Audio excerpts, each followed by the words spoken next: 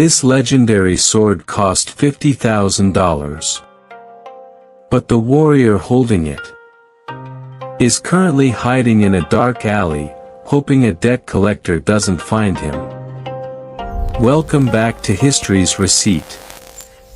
Today, we audit the most feared warriors in history.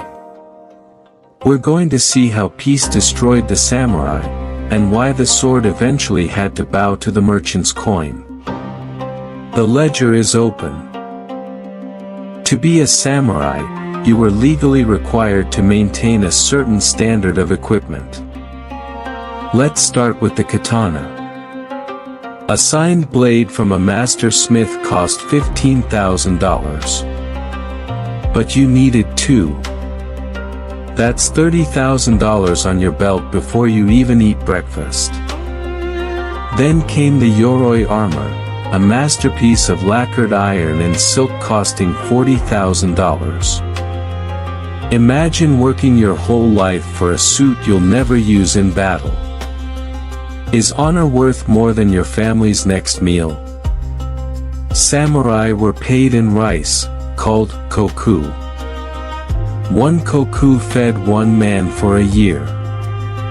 In modern terms, one Koku is worth about $500. A low-ranking samurai earned 30 Koku, or $15,000 a year. How do you pay a $100,000 debt on a $15,000 salary? It was financial suicide. They had to swap rice for cash with merchants who controlled the rates. The warriors who held the swords were becoming slaves to the men who held the abacus. But here is the shocking truth. To survive, some samurai secretly became cricket farmers.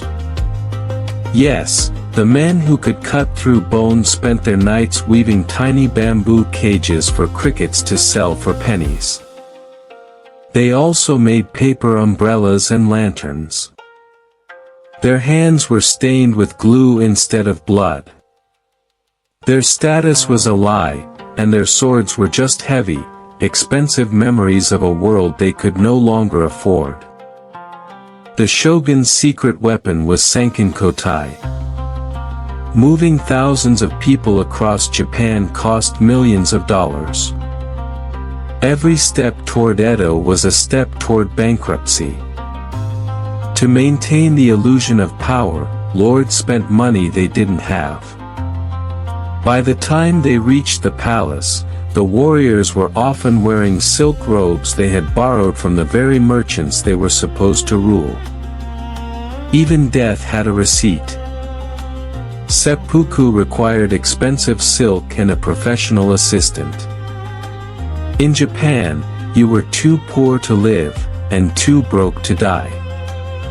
The ledger is closed. But remember, history always keeps the receipt. Go back to our first video on ancient Rome to see how emperors spent their gold. Subscribe for the next audit. See you then.